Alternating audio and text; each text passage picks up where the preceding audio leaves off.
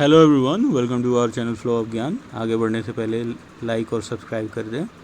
तो चलिए, जो हिस्ट्री की सीरीज़ मैंने शुरुआत की थी उसके अगले चैप्टर की तरफ बढ़ते हैं और आज हम पैलियोलिथिक एज के बारे में पढ़ेंगे। पैलियोलिथिक एज को स्टोन एज भी कहा जाता है। जो पहला इंसान धरती पर आया माना जाता है कि 5 लाख साल पहले आया होगा और गुफाओं में रहता था। वो बेसिकली नोमैड था। नोमैड्स जो घुमंतु था, यहाँ से वहाँ खाने की तलाश में घूमता रहता था, शिकार की तलाश में घूमता रहता था। और क्या खाता था? Fruits, berries, other eatables from the forest, और जंगलों से मिलने वाले खाने योग्य वस्तुओं को खाता था। और अपनी बॉडीज को कैसे कवर करता था?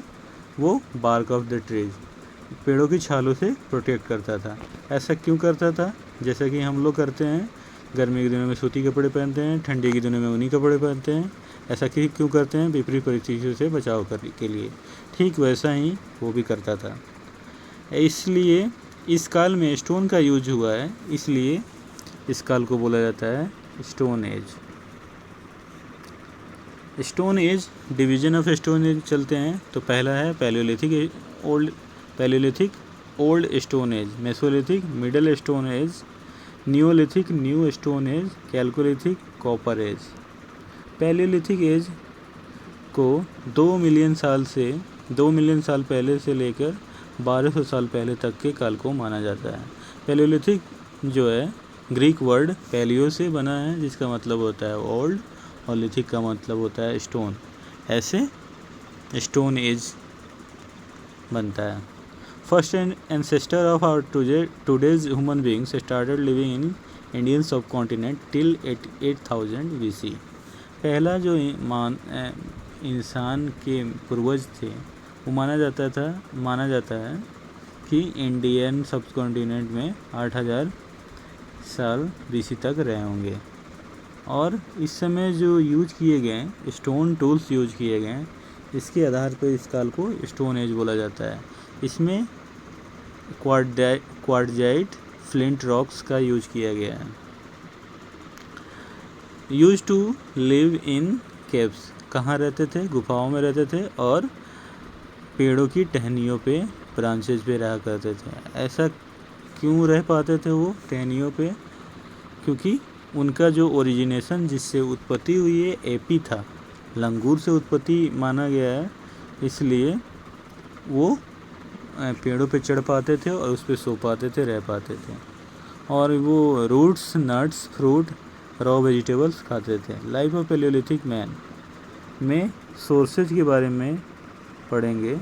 सोर्सेज कैसे पता चलता है कि उनका जीवन कैसा था, रहन सहन कैसा था, और वो क्या विश्वास रखते थे, उनका समाज कैसा था, धार्मिक स्थिति कैसी थी उनकी।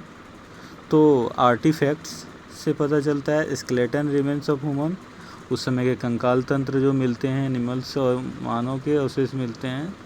जब एक्सकेवेशन होता है, कोई आर्कियोलॉजिकल साइट मिलती है तो वहाँ से, तो ऐसे पता चलता है। Sites, proof of life of hunter gatherer. Sites क्या होता है? जो उस समय इंसान जो हंटर और गेदरर के रूप में ज़िंदगी बिताता था, तो ऐसे प्रूफ मिलते हैं। उस जगह पे फिनिश्ड अनफिनिश्ड टूल्स भी पाए जाते हैं। जैसे हुंसगी है, बेचाल वैली है कर्नाटका में, सोवन वैली पाकिस्तान में है, अतरामपाकम चेन्नई में है, चेन्नई के पास है। Tools and weapon simpler like x tool. उस समय जो टूल्स, औजार और हथियार जो पाए गए हैं, मिलते हैं, वो एक्स हेड टूल थे। हैमर, चॉपर भी पाए गए हैं। Made by chipping stone, stone को चिप करके बनाया जाता था। स्टोन के ऊपर स्टोन से चोट मार के ऐसे चिपिंग करने से वो बनते थे। तो पहला आता है इसमें कोर्स और फ्लैग टूल। कोर्स क्या होते हैं? By chipping off pieces from the chunks of rocks और हैंड साइज पेबल्स। जैसे एक पत्थर को हम मारते जाएं, तोड़ते जाएं, और लास्टली जो बच जाए पीस चिप करने के बाद, तो वो क्या होता है? वो कोर पार्ट हुआ। कोर पार्ट ओवल या पी शेप में होता है। इससे हैंड एक्स भी बनते थे हैवी वर्क करने के लिए। फ्लैग टूल्स में sharp pieces that broke of while shaping tools, किसी टूल्स को शेप करते समय एक उसमें से पतला चंक पार्ट निकल जाता है जो शार्प होता है, उसको बोलते हैं फ्लैग टूल्स। इसका इस्तेमाल मीट और स्किनिंग ऑफ एनिमल में करते थे, जानवरों को स्किन को निकालने में यूज़ किया जाता था। बोन्स एंड आइवरी टूल्स भी यूज किए गए हैं इस समय, जो हड्डियों के बने हुए औजार या हाथी के दांत के औजार भी पाए गए हैं इस साल में। लाइफ ऑफ पैलियोलिथिक मैन, इस समय का जो मानव का जीवन था तो उसमें सोशल लाइफ भी आती है।